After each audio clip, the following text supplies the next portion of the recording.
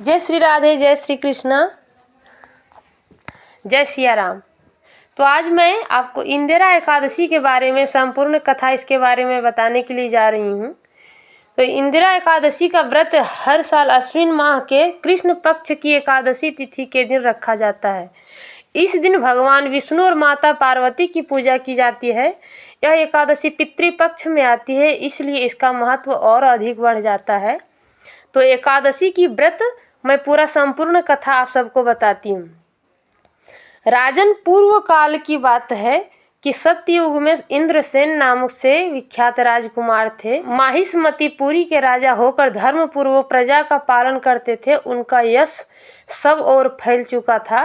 राजा इंद्रसेन भगवान विष्णु को भक्ति में तत्पर हो गोविंद के मोक्षदायक नामों को जप करते हुए समय व्यतीत करते थे। अध्यात्मक तत्व के चिंतन में संलग्न रहते थे। एक दिन राजा राजसभा में सुखपूर्वक बैठे हुए थे। इतने ही में देवर्षि नारद आकाश से उतरकर वहां पहुंचे। उन्हें आया देख राजा हाथ जोड़कर खड़े हो गए और विधि पूर्वक पूजन करके उन्हें आसन पर बिठाया। इसके बाद वे इस प्रकार, मुनि श्रेष्ठ, आपकी कृपा से मेरी सर्वथा कुशल है।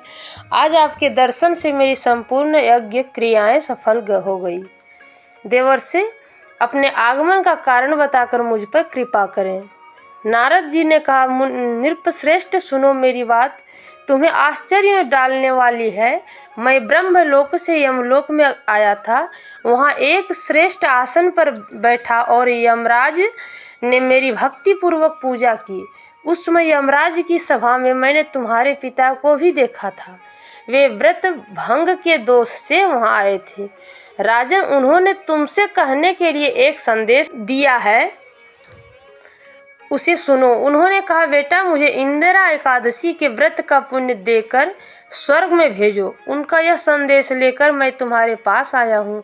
राजन, अपने पिता को स्वर्गलोक की प्राप्ति कराने के लिए इंदिरा एकादशी का व्रत करो। राजा ने पूछा, भगवान, कृपा करके इंदिरा एकादशी का व्रत बताइए। किस पक्ष में, किस तिथि को और किस विधि से उसका व्रत करना चाहिए? राजेंद्र, सुनो, मैं तुम्हें इस सर्वथा कुशल व्रत की शुभ कारक विधि बतलाता हूँ। अश्विन मास के कृष्ण पक्ष में दशमी के उत्तम दिन को श्रद्धायुक्त चित्त से प्रातः काल स्नान करें।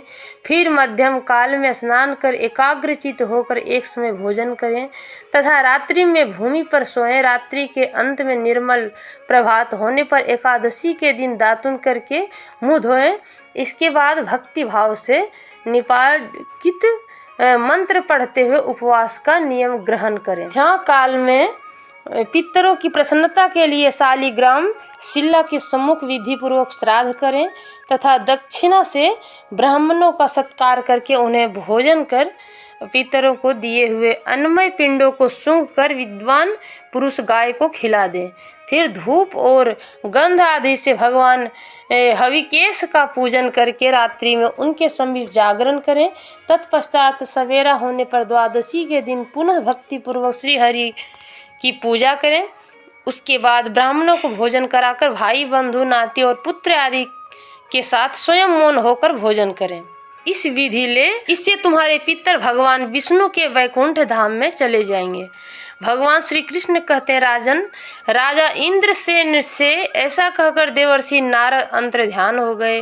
राजा ने उनकी बताई हुई विधि से अंतःपुर की रानियों, पुत्रों और भृत्यों सहित उस उत्तम व्रत का अनुष्ठान किया। कुंती नंदन व्रत पूर्ण होने पर आकाश से फूलों की वर्षा होने लगी। इंद्रसेन के पिता गरुड़ पर आरूढ़ होकर श्री विष्णु धाम को चले गए और राजर्षि इंद्रसेन भी अकंटक राज्य का उपभोग करके अपने पुत्र को राज्य पर बिठाकर स्वयं स्वर्गलोक को